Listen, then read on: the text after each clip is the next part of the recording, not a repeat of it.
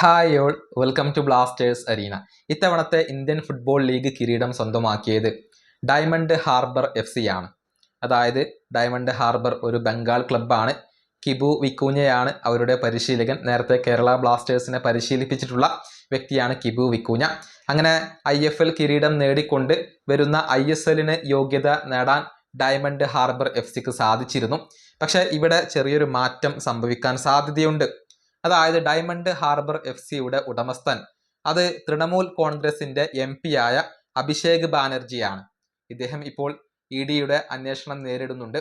മാത്രമല്ല ബംഗാളിൽ അധികാര കൈമാറ്റം നടന്നിട്ടുണ്ട്. BJP ഗവൺമെന്റ് വന്നതോടുകൂടി ഇദ്ദേഹത്തിനെതിരെ ചില കേസുകളൊക്കെ ഇപ്പോൾ വന്നിട്ടുണ്ട് എന്നുള്ളതാണ്. ആ കൂട്ടത്തിൽ ഡയമണ്ട് ഹാർബർ FCക്കെതിരെ കൂടി ഒരു കേസ് വന്നിട്ടുണ്ട്. വെസ്റ്റ് ബംഗാളിന്റെ സ്പോർട്സ് മിനിസ്റ്റർ ഇക്കാര്യം സ്ഥിരീകരിച്ചിട്ടുണ്ട്. ഡയമണ്ട് ഹാർബർ FCയിൽ ഇല്ലീഗലായ ചില ഇടപാടുകളൊക്കെ നടന്നു എന്നാണ് അറിയാൻ സാധിക്കുന്നത്. അതുകൊണ്ട് തന്നെ BJP ഗവൺമെന്റ് ഇവർക്കെതിരെ അന്വേഷണം പ്രഖ്യാപിച്ചിട്ടുണ്ട്. ഇതിൽ കുറ്റക്കാരാണ് എന്ന് കണ്ടെത്തിയാൽ ഡയമണ്ട് ഹാർബർ FCക്ക് സസ്പെൻഷൻ ലഭിച്ചേക്കും. അവരുടെ ആക്ടിവിറ്റികൾ നിർത്തിവെക്കേണ്ടി വരും. അങ്ങനെ വരുമ്പോൾ ISLൽ കളിക്കാൻ അവർക്ക് കഴിയില്ല എന്നുള്ളതാണ്.